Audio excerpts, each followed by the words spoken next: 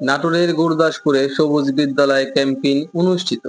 এসো দেশ বদলাই পৃথিবী বদলাই এই প্রতিপাদ্যকে সামনে রেখে সবুজ বিদ্যালয় ক্যাম্পেইন উপলক্ষে গুরুদাসপুর উপজেলার রানীগ্রাম সরকারি প্রাথমিক বিদ্যালয়ে বৃক্ষরোপণ করা হয়েছে।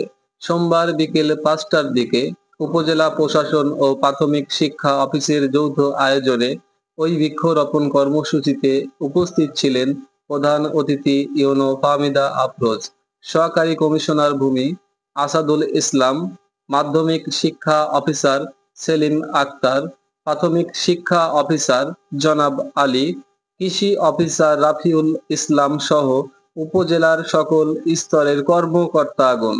বিদ্যালয়ের শিক্ষার্থীদের গাছের উপকারী তুলে ধরে বক্তব্য রাখেন প্রধান অতিথি।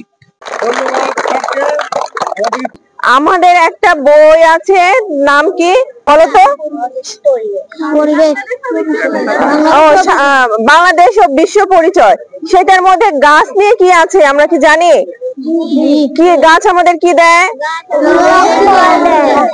অক্সিজেন দেয়, ফল দেয়, আর কি দেয়?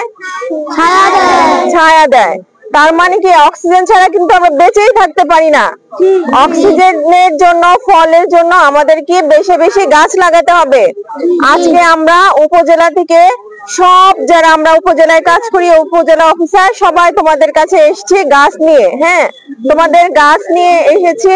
তার উদ্দেশ্য হলো কি, আমরা সবাই একসাথে মিলে গাছ রোপণ করব, গাছের উপকারিতা সম্পর্কে জানবো, আমরা নিজেরাও গাছ লাগাবো, আশেপাশে সবাইকে যেন আমরা বলতে পারি যে আপনারা সবাই গাছ লাগান, পরিবেশ বাঁচান। গাছ আমাদের জীবনের জন্য অবশ্যই প্রয়োজন। ঠিক আছে, আমরা সবাই নিজেরা গাছ লাগাবো বেশি বেশি। সবাই ভালো থাকো।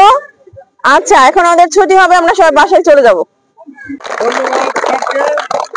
ধন্যবাদ।